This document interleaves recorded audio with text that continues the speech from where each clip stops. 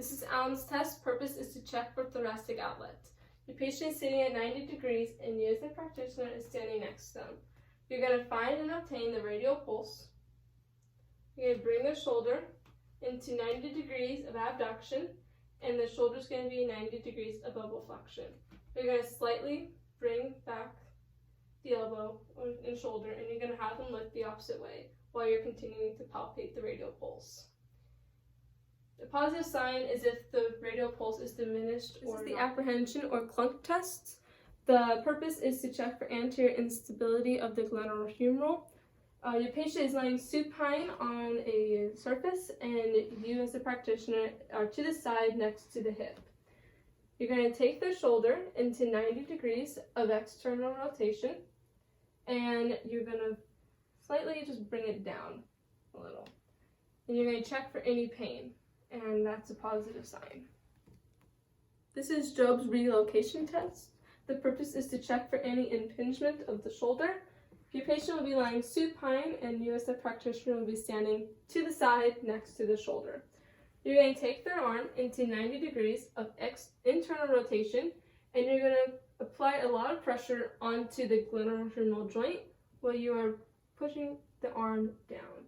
Any pain is a positive sign, and to release, you're going to tell them that you're going to release, and you're going to slowly bring up on the glenohumeral joints. This is Jobe's empty can test. The purpose is to check for a rotator cuff tear or all stages of impingement syndrome. Your patient will be sitting at 90 degrees, and you as the practitioner will be standing in front of them. You're going to take their arms and have them put into 90 degrees of full abduction with their thumbs pointed up, and have them resist your downward force. You're going to then bring it into horizontal with the thumbs pointed down, and do the same thing, resist downward force. So you can see she has a rotator cuff tear, so that means that she was more weak in the empty can, or she had a lot of pain. Okay, this is Jurgensen's test. The purpose is to check for dislocation of the bicipital tendon. Your patient will be sitting at 90 degrees, and you as the practitioner will be sitting next to them. You're going to grasp the wrist and the distal part of the elbow, and you're going to have them move their arm towards the midline of their body against resistance. And while they're moving it towards the midline, you're going to pull down inferiorly on the wrist. Positive sign is pain or discomfort. This is O'Brien's test. The purpose is to check for potential labral lesion. Your patient will be either standing or sitting, and you as the practitioner will be standing lateral and in front of the involved limb. You're going to take the glenohumeral joint and put it into 90 degrees of shoulder flexion, 15 degrees of horizontal, and in full external rotation. You're going to have them resist downward force, and then this test should also be done in full supination. You're going to have them do the same thing, resist downward motion. Positive sign is pain or clicking in the glenohumeral joint. This is internal rotation. The purpose is to test for the subscapularis tendon tear. Your patient will be standing, and you as the practitioner will be standing behind them.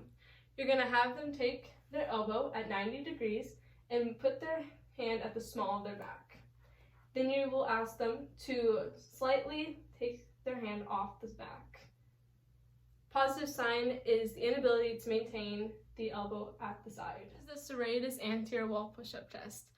The purpose is to isolate the serratus anterior muscle. The patient is standing facing the wall, and I'm off to the side. You're going to have the patient extend their arms fully out so that their hands is against the wall, and you're going to have them flex their shoulder blades all the way out and then retract it all the way in, and you're going to have them repeat this a few times. A positive test is a long thoracic nerve palsy. This is Rue's test. The purpose is to check for any thoracic outlet syndrome. My patient is sitting at 90 degrees in a short sit, and I'm off to the side so I can evaluate them. You're going to have your patient adduct and externally rotate your shoulder 90 degrees. And then you're going to have them in a fast motion open and close their fists for a minute straight. The positive sign is any reproduction of concordant symptoms. This is cross arms test. The purpose is to check for any acromioclavicular arthritis pain.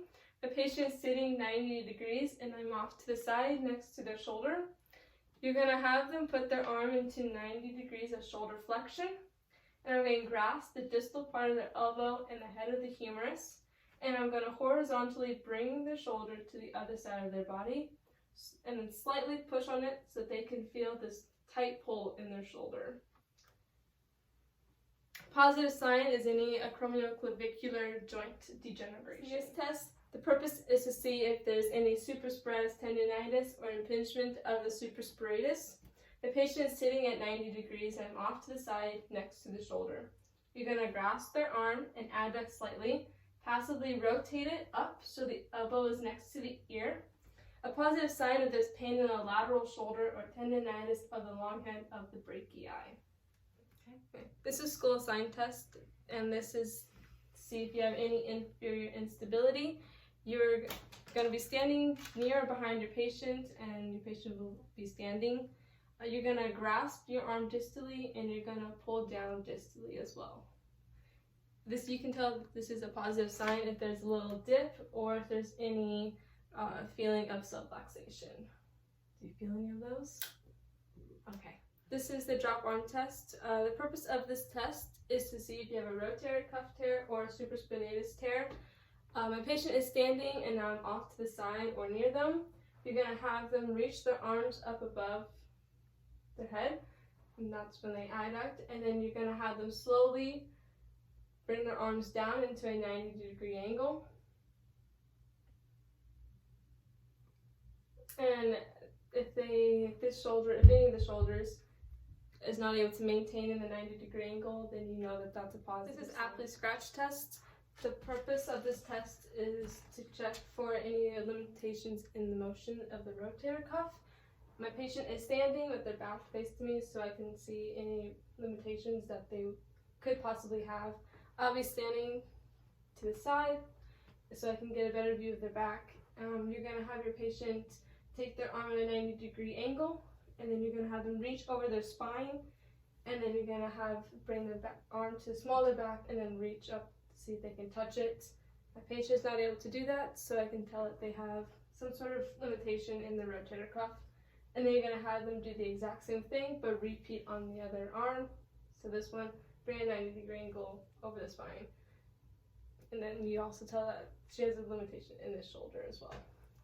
A positive sign for this test is if there's any pain.